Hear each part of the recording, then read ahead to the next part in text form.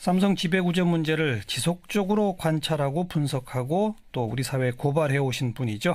경제개혁연대의 소장을 맡고 있습니다. 한성대학교 김상조 교수, 어서 오십시오. 네, 안녕하십니까. 네. 특검에도 가서 조사를 받으셨다면서요? 예, 지난 일요일 날. 예. 뭘 잘못해서 가서 조사를 받으셨어요? 참고인입니다. 피의자가 아니라 오후 2시에 가서 새벽 3시에 나왔습니다. 그렇게나 오랜 시간? 예, 뭐 아마 많은 분들은 좀 생소하실 텐데요. 네. 사실 검찰의 조사를 받으러 가면 상당 부분의 시간은 조소를 꾸미는 시간입니다. 네. 그래서 좀 저희가 검사와 얘기를 나눈 거는 한 서너 시간 정도고요. 나머지 시간은 이제 조소를 꾸미고 확인하고 이제 그런 시간이었습니다. 근데 죄도 없는 분을 왜 불러다가 그렇게 오랫동안 이야기를 나누고 새벽까지 붙들어 뒀답니까? 뭘 물어보던가요? 이런 말씀 드리면 조금 어떨지 모르겠습니다만은 그 특검에 도착해서 제가 이제 그 담당 검사한테 이렇게 얘기했습니다. 검사님, 제가 먼저 얘기를 할게요. 라고 하면서 물어보기 전에. 예. 그래서 그 삼성그룹의 지배구조의 어떤 특징 또는 이제 이재용 부회장의 승계 작업의 어떤 과정들 그리고 최근에 언론에 보도되었던 여러 가지 사안들, 지금 물산 합병이나 또는 이제 순환출자 해소 문제, 바이오로직스 상장 문제, 금융지주회사 전환 문제 이런 거에 대한 저의 의견들을 먼저 말씀을 드렸고요. 네. 그리고 이제 특검이 뭐 저희들이 낸 보고서 같은 것들을 보면서 궁금했던 점을 또 질문하고 답하는 이제 이런 식으로 진행이 됐었습니다. 특검 측에서도 좀 맥을 딱 정확히 짚고 있던가요? 아니면 예, 뭐 기억하실지 모르지만 제가 뭐 정관용 지난번에 출연을 했을 때는 특검이 그러니까 삼성물산 합병 특히 그것을 위한 국민연금의 동원이라는 쪽에 너무 초점을 맞추다 보니까 이 전체 어떤 연결고리에 좀 빈틈이 좀 있었는데요. 1차 영장이 이제 기각되고 난 이후에 특검이 물산 합병뿐만이 아니라 이재용 부회장의 어떤 승계 과정 전체로 그 수사 범위를 확대하면서 이거를 위한 포괄적인 어떤 뇌물 이런 관점에서 접근을 하기 시작했고요. 그 결과 스토리가 굉장히 탄탄해졌고 그리고 더더군다나 1차 영장 기각 이후에 안종범 경제수석의 새로운 어떤 업무 수첩이 확보가 됐는데 거기서 굉장히 결정적인 어떤 증거가 나왔었습니다. 그래서 이런 어떤 스토리와 증거를 감안하면 제 개인적으로는 이거는 아무리 삼성의 이재용 부회장이라고 하더라도 구속될 수밖에 없겠다라고 저 스스로는 판단을 했습니다. 그러니까 지난번 1차 구속영장 청구됐을 때는 구속 가능성이 반반이다라고 하셨었는데 이번에는 구속이 거의 확실하다라고 전망하셨다. 예, 그렇습니다. 예. 그리고 새롭게 밝혀낸 사실들하고 증거들 그 탄탄하다고 좀 표현하신 그런 부분들은 오늘 좀 집중적으로 이야기 나눌 텐데요. 아마 그 구체적인 얘기는 아마 제가 자세한 말씀을 드리기는 어려울 겁니다. 왜냐하면 아직 특검의 수사 결과가 완전히 끝난 건 아니고요. 제가 말씀을 드리게 되면 또 삼성 측에서 방어 논리를 개발할 수가 있기 때문에 그런 거는 비밀로 하시고. 네, 알겠습니다. 네. 그런데 우선 궁금한 거는 첫 번째 구속영장 청구할 때 횡령, 뇌물공여, 위증이었어요. 간단히 말하면 회사 돈을 빼돌려 뇌물을 주어서 자기 지배구조 탄탄히 하는 데 썼다. 그리고 자기들은 그렇게 하지 않았다고 국회에서 거짓말했다. 이거였지 않습니까? 근데 이번에 재청구하면서는 거기 두 가지가 추가됐어요. 추가된 게 뭐예요? 그러니까? 뭐 재산을 이제 국외에 빼돌렸다라는 그 부분과 그것과 이제 비슷한 의미입니다만은 범죄를 통해서 얻은 수익을 은닉했다. 이런 건데요. 사실 이 두 가지 추가된 혐의는 별개의 새로운 어떤 혐의라기보다는 이미 1차 때 했던 그런 어떤 혐의를 다른 어떤 법률 속에서 좀 더 추가적으로 그러니까 혐의를 둔 거라고 할 수가 있겠고요.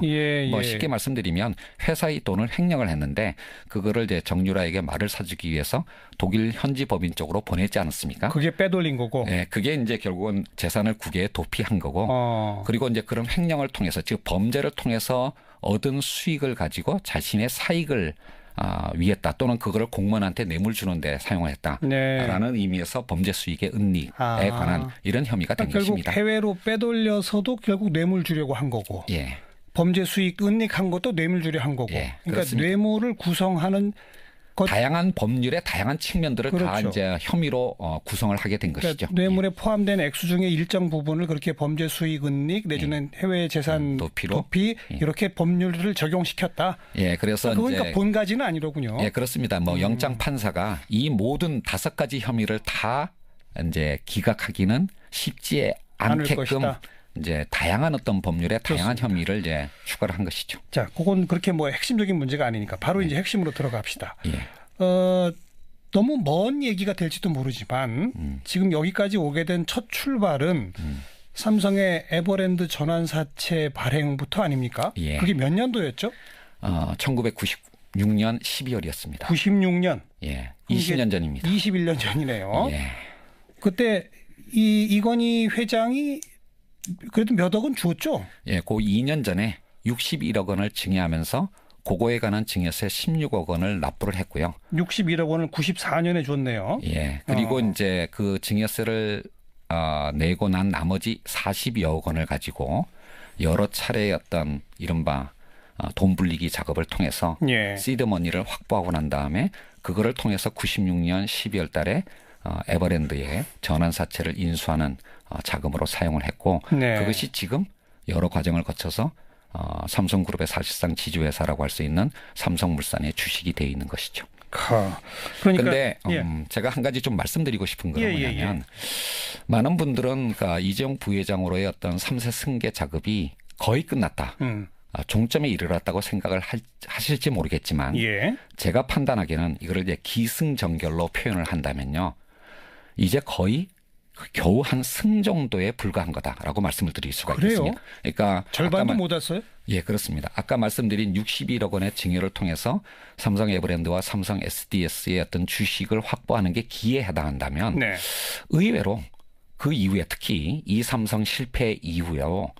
이재용 부회장의 어떤 승계 작업이 진행된 게 거의 없습니다. 한 거의 15년 가까이요. 예. 그러다가 이제 2014년 5월 달에 이건희 회장이 병원으로 이제 가시는 그런 돌발 상황이 발생하면서 이제 그때부터 본격적인 어떤 작업을 시작을 한 거고요. 몇 가지 그러니까 이제 에버랜드나 또는 SDS의 상장을 거쳐서 그 에버랜드 즉 이제 제일모직과 합병하고 난 다음에 물산으로 합병하는 요 정도가 이재용 부회장이 갖고 있었던 그 원래의 주식들을 그룹의 사실상 지주회사인 물산의 주식으로 바꾸는 그 작업이 한 승 정도에 해당을 하는 거고요. 지금 거기까지 와 있다. 예, 근데 반드시 기억하셔야 될 거는 지금 삼성물산을 점정으로 하는 그 이재용 부회장의 그 지배 구도는 매우 불안정하다는 겁니다.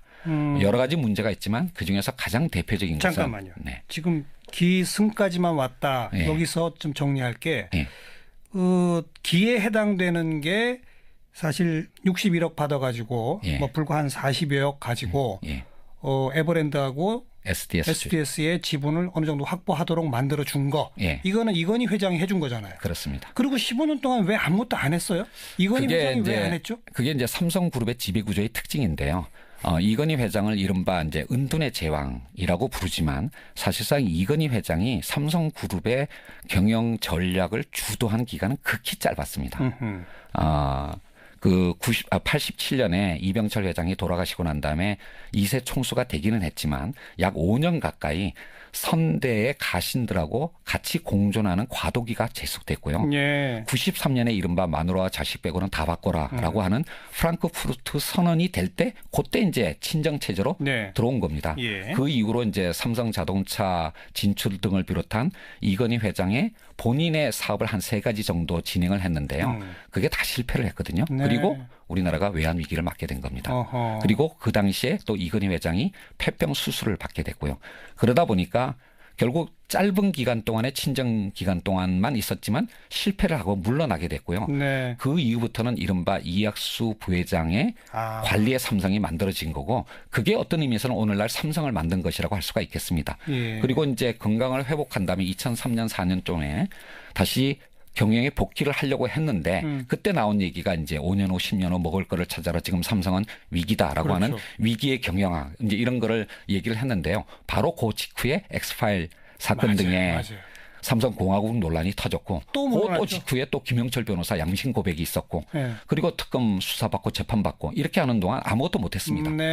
그리고 이제 2010년에 다시 경영에 복귀를 했는데 그때는 벌써 70이 가까이 된 겁니다. 그러니까 본인도 뭔가를 하고 싶은 거를 제대로 못했는데 자기 아들을 위해서 배려하는 그런 준비를 할 여유가 없었던 거죠. 그리고 우리나라의 이 봉건적인 기업 문화를 생각한다면 총수가 직접 그 가신들에게 자 승계 준비를 진행을 하라라는 말을 하지 않으면 못하죠. 어느 가신도 그걸 할 수가 없는 겁니다. 예. 그랬다가 바로 쫓겨나는 거니까요. 그래서 이제 사실은 거의 준비가 없는 상태에서 갑자기 이건희 회장이 병원으로 가는 그런 돌발 상태가 터지게 된 거고 그것이 바로 미래전략실이 굉장히 무리하게 즉 박근혜 대통령 요 짧은 기간 동안에 그 어려운 작업들을 다 끝내려고 무리하게 로비를 하는 심지어는 불법 행위를 하게 되는 그런 어떤 인류의 발단이 되었다라고 할 수가 있겠습니다. 간단히 말하면 이건희 회장은 자신이 주도해서 뭔가를 더 해보고 싶었고 아직은 승계의 때가 아니라고 생각했고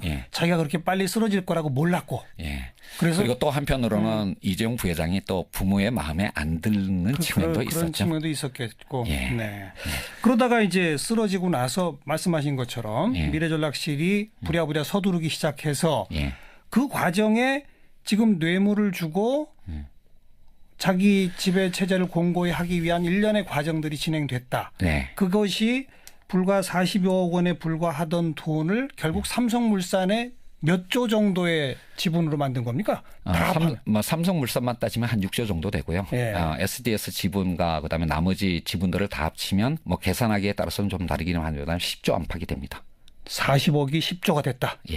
와, 워렌 버핏 투자의 기재라고 하는 워렌 버핏도 기록하지 못한 투자 수익률입니다. 이건 뭐 거의 마술인데요. 그러다 보니까 각종 로비가 필요했다. 자, 결정적으로 어디에 로비를 해서 어떤 상부의 지시가 공무원들한테 내려갔던 겁니까? 이제 바로 그 부분인데요. 일단 1차 작업은 에버랜드와 SDS라는 비상장 회사의 주식을 이제 상장된 현금화하고 가용할 수 있는 또는 그룹의 지주 회사에 해당하는 주식으로 바꾸는 상장과 합병 과정. 그렇죠. 그게 이제 승에 해당하는 부분이 이어졌는데 이 과정 자체도 문제가 많았었죠. 특히 삼성물산의 합병은 불공정한 타이밍에 불공정한 합병 비율로 추진했다라고 하는 문제가 있었고 바로 그 약점을 엘리엇이 공격을 하게 되었고 따라서 국민연금의 찬성이 아니면 주주총회를 통과할 수 없는 그런 상황이 되다 보니까 결국 경제수석과 보건복지부 장관을 통해서 국민연금을 압박하는 이제 그런 일들이 벌어졌는데요. 많은 분들이 이제 그게 끝나고 난 다음에 이제 다 끝난 거 아니냐. 근데요. 그 다음에 또 있었죠. 그게 문제가 뭐냐면 그 현재의 어떤 그룹의 출자 구조는 핵심이 되는 것 중에 하나가 물산이 삼성전자의 주식을 직접 가진 부분도 있지만 굉장히 적습니다. 5% 정도밖에 안 됩니다. 4.5% 정도요. 나머지 중요한 부분은 삼성물산이 삼성생명을 통해서 삼성생명이 삼성전자의 주식을 갖는 이 부분이 오히려 더 중요합니다. 그게 7.5% 정도 됩니다. 그런데 문제는 뭐냐면 삼성생명이 삼성전자의 최대 주주가 되는 이 구조는 이른바 금산분리 규제에 어긋나는 거거든요. 어긋나죠. 그래서 국내법의 어떤 저촉이 될 가능성도 있지만 무엇보다도 보험업과 관련된 국제적인 어떤 감독 회계 기준이 개정이 되게 돼 있고요. 2020년부터는 우리나라도 그걸 적용하게 돼 있습니다. 그러니까 그 전에 이 구조를 바꾸지 않으면 안정적인 구조로 바꾸지 않으면 이재용 부회장의 지배력에 심각한 어떤 문제가 생기는 그런 상황이 바로 몇 년 앞에 있는 겁니다. 그거를 이제 극복하는 유일한 방법이 바로 안정적인 구조, 즉 지주회사 체제로 전환하는 겁니다. 그게 전에 해당하는 겁니다. 그렇죠. 아직 전에 들어가지 못한 거죠. 그렇죠. 이제 그거를 위한 로비를 한 부분이 사실 이번에 안종범 수석의 그 수첩에서 발견이 된 겁니다. 그래요. 그 부분이 있는 거고요. 그다음에 마지막 결에 해당하는 부분은 뭐냐면 지분만 확보했다고 해서 존경받는 CEO가 되는 건 아니지 않습니까? 아니죠. 결국 지분이 50% 넘으면 몰라도 그것도 아니잖아요. 그게 아니니까 결국은 뭐냐면 시장에서 평가를 받을 수 있도록 뭔가 사업적 성공, 즉 경영 능력을 입증해 보여야 되는데 이 부분은 정말로 어려운 거거든요. 그래서 뭐 하만이라고 하는 거의 9조짜리 회사를 이제 인수하는 등의 이런 작업들을 앞으로도 계속 해나가야 되는데 그거 이제 지금 구속된 상태에서는 그런 작업을 하는 것은 굉장히 어려운 일이고 결국 지주회사 전환 작업이나 CEO로서의 경영 능력을 인정받는 이런 작업들이 아직 끝나지 않았기 때문에 이재용 부회장이 3세 총수가 되기 위해서는 갈 길이 굉장히 멀고 따라서 권력 실세에게 로비를 해야 할 다급한 사정이 즉 이건희 회장이 돌아가시기 전에 해야 할 일들이 너무나 많이 네. 남았다. 이 점을 이해하지 않으면 왜 삼성이 저런 짓을 했을까라고 하는 걸 이해하기 어렵다는 얘기입니다. 그래서 그 방금 표현하신 그렇게 다급해져서 권력 실세한테 구체적으로 요청한 내용들이 어떤 겁니까? 뭐 사실 하나는 국민연금이 이거 합병에 찬성하도록 해주세요. 이거고 또 하나 물산 합병과 관련된 부분이고 사실 그 내용들은 이미 언론에 상당 부분 보도가 됐습니다. 요약해 주세요. 예. 뭐 첫 번째는 그 합병 과정에서 생긴 순환 출자 부분을 해소를 해야 되는데 뭐 1,000만 주 팔아야 될 걸 예. 500만 주 팔도록. 근데 그걸 적게 파는 그런 방법에 관한 로비도 있었고요. 또 하나는 이제 물산의 합병의 사후적 정당성을 확보하기 위해서 바이오 산업, 그러니까 삼성 바이오로직스라고 하는 회사를 상장하는 과정에서 몇 년 동안 계속 적자를 벌던 회사를 이게 상장하는 게 쉬운 일은 아니었거든요. 네. 뭐 물론 상장 규정은 그 앞에서 개정이 됐습니다만은 그것을 이제 상장 심사를 통과하는 그 과정에 관한 작업도 있었고 이제 이런 거는 사실은 어떤 의미에서는 본질적인 거라고는 하기는 어려운데 하여튼 뭐 실무자 입장에서는 중요한 것일 수가 있겠고요. 가장 중요한 거는 지주회사 전환은 한 번에 끝나는 게 아니라 삼성생명을 중심으로 하는 금융지주회사를 만들고 예. 삼성전자를 중심으로 하는 일반 지주회사를 만들고 요 두 개의 지주회사를 연결하는 마지막 작업을 거쳐야 되는데 많은 분들이 이제 놓친 부분이 뭐냐면 가장 먼저 해야 될 것, 즉 금융지주회사를 만드는 과정에 대해서 또 상당한 정도의 로비가 있었던 겁니다. 그건 로비만 있었고 아직 진척은 안 되고 있는. 그러니까 요 세 가지 지금 말씀을 드렸는데요. 성공한 로비도 있었고 실패한 로비도 있었습니다. 근데 언론들이 이런 어떤 특검의 수사에 대해서 많이 좀 잘못 포인트를 잡은 부분이 뭐냐면 이 과정에서 공무원들이 무슨 불법 행위를 했냐, 해서는 안 될 일을 했느냐라고 하는 쪽으로 주로 초점을 맞춰왔는데요. 예. 이런 어떤 규제법은 공무원에게 상당한 정도의 재량의 어떤 여지를 주고 있습니다. 그렇죠. 그 범위 안에서 A라고 판단할 수도 있고 B라고 판단할 수도 있는 거거든요. 예컨대 순환 출자를 해소할 때 1,000만 주를 다 팔게 할 수도 있는 거고 500만 주를 팔게 할 수도 있는데 둘 중에 어느 하나가 잘못된 건 아닙니다. 둘 다 합법적인 재량권 안에 있다. 예, 그런데 뇌물죄의 특성이라고 하는 건 우리나라의 법원의 확고한 판례가 뭐냐면 공무원의 재량권의 범위 안에 들어가는 판단이라고 하더라도 네. 그게 독자적인 판단이 아니라 위에서의 지시에 의해서 그리고 그것에 대한 대가가 수수되었다라면 네. 그게 바로 뇌물죄가 되는 겁니다. 그렇죠. 그러니까 바로 이제 이 부분에서 불법 행위가 아니라고 하더라도 물론 불법 행위가 될 가능성도 있습니다. 아직 검찰이 다 수사를 하지 않았기 때문에요. 그렇지만 불법 행위가 아니라고 하더라도 재량권 내라 하더라도 부당한 지시와 네. 부당한 대가 지급이 있었다면 뇌물죄가 된 거고요. 바로 1차 영장 기각 이후에 특검이 바로 이 부분에 관한 부당한 지시가 있었는지 스토리와 증거들을 많이 확보했다라고 하는 것이 구속이 되게 된 결정적인 이유라고 할 수가 그러니까 있겠습니다. 안종범 수석 업무수첩에 대통령의 지시들이 적혀 있는데 거기에 예. 국민연금이 합병에 도와주도록 하는 내용, 예. 그다음에 공정거래위원회 순환출자 부분. 1,000만 주 팔아야 되는데 500만 주 팔도록 하는 내용, 예. 삼성 바이오로직스 상장이 되도록 하는 내용, 예. 이게 다 나옵니까? 그 부분에 대해서는 제가 정확하게는 확인은 못 드리겠지만 그거에 대한 단초들은 분명히 있었습니다. 그리고 삼성생명의 금융지주 부분도 언급이 되죠. 예, 단서가 있었습니다. 단선이 있는데 그거는 아직 실행에 옮겨가지는 못한 단계죠. 그렇습니다. 일단 제가 한 가지 이런 문제가 터지지 않았으면 그것도 진행이 됐겠네요. 그렇습니다. 사실 그러니까 최근에 이제 공정위와 금융위 공무원들이 많이 이제 좀 그러니까 곤란을 겪고 있는데요. 제가 보기에는 대다수의 공무원들이 일을 참 잘했습니다. 그렇지만 거부할 수 없는 압력이 있었던 경우도 있었고 아직까 뭐 이게 한 번으로 끝나는 건 아니기 때문에 중간에 이제 멈춘 경우도 있었는데요. 우리나라 공무원들이 정말 정치권이 대통령이 제대로 된 어떤 맨데이트 너는 뭘 해야 된다라고 하는 방향만 잘해주면 우리나라 공무원들이 참 일을 잘할 사람들이다라고 하는 걸 느꼈는데 잘못된 지침을 주니까 그걸 막 잘 해내는군요. 그러니까 영혼 없는 공무원이라는 것이 바로 이제 그런 데서 나오는 건데요. 예. 대통령이 올바른 어떤 지시를만 내린다면 우리나라 공무원들 잘할 겁니다. 그런데 정말로 이렇게 정경유착에 의해서 잘못된 지시가 내려갔던 게 그게 가장 큰 문제라고 할 수가 있겠습니다. 그렇게 다급했던 미래전략실이 최순실이라는 존재를 파악했을 때 그분들은 굉장히 좋았겠네요. 그렇죠. 그러니까 이것도 포인트를 알아두셔야 되는데 사실 이 로비의 주역은 박상진 사장이 아니라 장춘기 사장입니다. 그런데 장춘기 사장도 2014년 말 2015년이 되게 되면 이른바 나이가 60이 넘으면서 은퇴 프로그램에 들어갈 타이밍이었습니다. 예. 바로 그때 2014년 9월 대통령이 이재용 부회장과 독대를 하면서 예. 대구 창조경제혁신센터 개소식에서 정유라에 대한 부탁을 하거든요. 그때 이제 다른 그룹은 이런 사정을 전혀 몰랐었습니다. 예. 그런데 삼성그룹만이 정유라, 최순실 이게 누구지? 이 사람들이 대통령한테 중요한 영향력을 행사할 수 있는 사람들이구나, 비선실세구나라고 하는 걸 삼성이 제일 먼저 그리고 유일하게 파악을 한 거고요. 그리고 그거를 이제 로비하기 위한 적극적인 행동에 옮기게 된 것이죠. 네. 심지어는 최근에 보도가 날 때까지 다른 그룹들은 최순실의 존재를 몰랐었습니다. 삼성만이 그걸 파악하고 조직적으로 로비를 하게 된 것이죠. 그러니까 부탁할 게 참 여러 가지인데 예. 일일이 대통령 만나서 부탁하기도 참 안 되는데 예. 확실한 끈을 잡은 거네요. 그렇습니다. 딴 데는 못 잡고 있는. 예. 그러니까 아주 그리고 그거를 평생토록 해온 로비 전문가가 있지 않습니까? 장충기 사장. 그리고 그러니까 아주 전폭적으로 지원을 한 거네요. 예, 그렇습니다. 사장 전무가 독일까지 가서 말 한두 마리 사주는 거 이것까지 진두지휘할 정도로. 그러니까 이제 바로 그 부분이 1차 영장이 기각된 약한 고리라고 제가 말씀을 드렸던 건데요. 사실 엘리엇의 등장은 2015년 6월이거든요.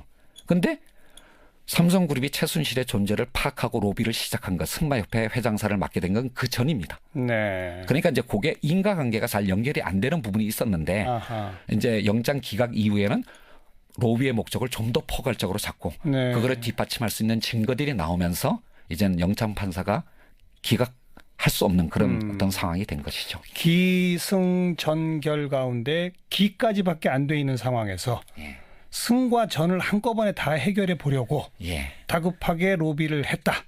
그리고 상당 부분은 실행이 됐고 실행되지 못한 것도 있었다. 그렇지만 이제 그것도 뭐 포기하는 건 아니죠. 그러니까요. 근데 어쨌든 이런 최순실 게이트가 불거지지 않았다면 아마 승전까지는 완결됐을지도 모른다. 그렇습니다. 그걸 막아낸 거군요.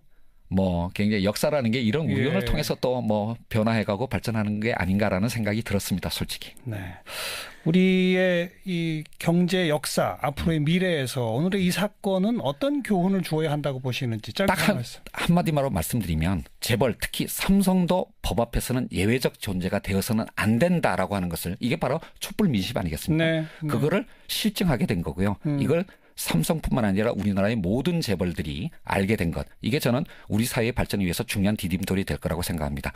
국회가 만드는 어떠한 법률보다도 오늘의 이재용 부회장의 구속이 한국 재벌의 개선과 그다음에 한국 경제의 발전에 중요한 디딤돌이 될 거라고 생각을 합니다. 그리고 합법적이고 정당한 승계는 뭐라고 못하지 않습니까? 그렇습니다. 예. 불법 내지 편법 부당한 승계를 위해 각종 권력층을 동원하는 이런 것. 이제는 이 사회가 막을 수 있다. 예, 그렇습니다. 저는 그렇게 생각을 합니다. 다른 재벌들도 경각심을 갖고 전략을 수정해야 될 것 같습니다. 사회와 시장이 승인하는 방법으로 갈 수밖에 없다라는 것이죠. 네, 그런 의미를 제대로 우리 국가 전체가 좀 실현시켜 나갈 수 있기를 기대하면서요. 오늘 자세한 도움 말씀